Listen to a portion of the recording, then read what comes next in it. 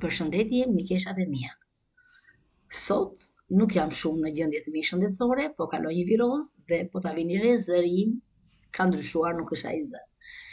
Unë po ju paraqis disa turshi që kam bërë për periudhën e dimrit ose zajretet e dimrit, siç i thoshin gjyshet dhe nënat tona.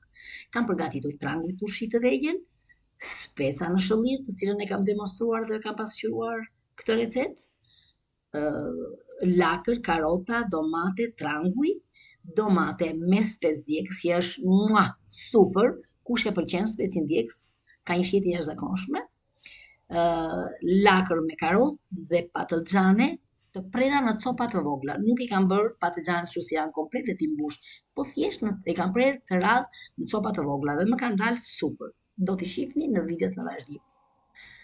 Këto janë zajretet e dimrit, që gjithkush nga ne pothuajse i përgatit në shtëpitë e tyre, po unë dua që këto receta që kam përgatitur për dimër, dua që t'i ndaj me juve, mënyrën se si unë i përgatis këto receta. Kështu që tani do fillojmë të përgatisim videot me radhë që t'ju apostoj edhe juve.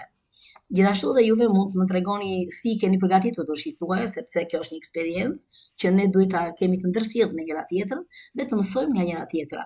Gjithmonë mëson në çdo kohë, në çdo moshë, nuk ka mësimi, mëson edhe në 100 vjeç, edhe në 90 vjeç, qofse e ke jetën e gjatë. Tani do të demonstroj, do të tregoj patlıxhanet që i kam prerë në copa të vogla, turshit domethënë që i kam përgatitur, që janë super, po ju nuk do ta besoni që zakonisht këto turshit përgatiten për 10 deri në 15 ditë. Mua këto turshit më janë bërë për 4 ditë, për këtë të më besoni. Dhe ja ku është receta e përfunduar, e bërë gati për ta servirur dhe ola, super, e shijshme. Shifeni vetë si shkëlqejnë të gjitha perimet, si janë përgatitur në mënyrë perfekte, me gjithë dashurinë time dhe dashurinë tuaj gjithashtu në shtëpitë tuaja. Gjithashtu edhe specat, këto që i kam bërë në shëllir, ku unë i përgatit për bankete familjare, po qoftë për jetën e përditshme. Me thënë drejtën, unë i përgatis shumë shpesh këto në jetën e përditshme se më pëlqejnë.